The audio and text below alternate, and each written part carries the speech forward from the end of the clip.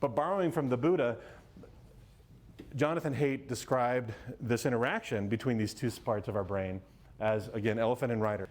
The self that only sees now. I only experience what's going on right now at this instant. Whereas our rational self has an ability to remember. It's more longitudinal. Am I happy? Well, it depends on which self I'm responding from. Am I happy in this instant? Am I happy generally? Do I remember being happy this summer?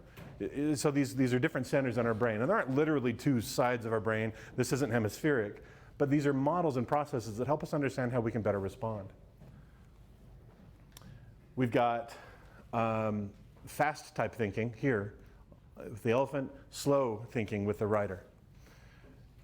You experience in looking at the picture of that woman that you couldn't necessarily control, right, Zach, with how I'm going to respond. And yet, at this time, I could choose whether to do the multiplication problem. The elephant has a weakness in that what it sees is all there is. It's very myopic, and it only knows what it can experience. And one of the weaknesses of the rider is that it's frankly often lazy. Sometimes the rider just listens to input coming from the elephant.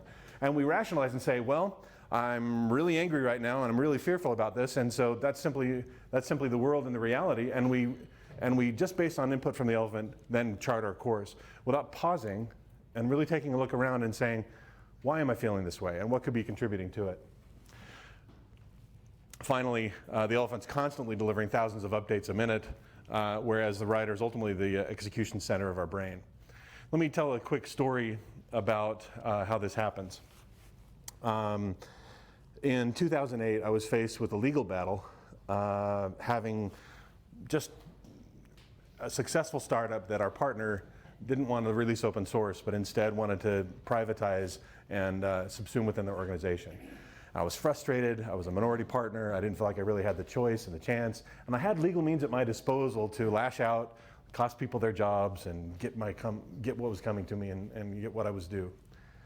And I paused, thankfully, thanks to the counsel of our attorney. And he said, you know, Galen, you could choose to do what's emotional, or you could choose to do what's rational. And it's really your choice.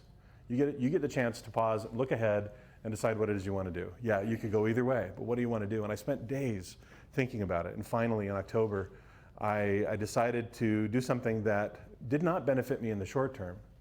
I lost, 5 figures in the short term on that particular venture. But I preserved the relationships that I measured as being more valuable than the quick wins. I preserved the relationships with a set of investors and maintained lifelong friendships that have been really meaningful to me. And these are people that I still work with on a day-to-day basis. And it also happens, if you measure some of the monetary against those 5 figures, we've won 7 figures in business with some of those same people over those intervening years. The money's less important of a measure than it is the relationships that we've maintained these many years. But I had to really pause. I had to think, okay, how do I choose to respond? And I was able to have growth and freedom, according to Frankl.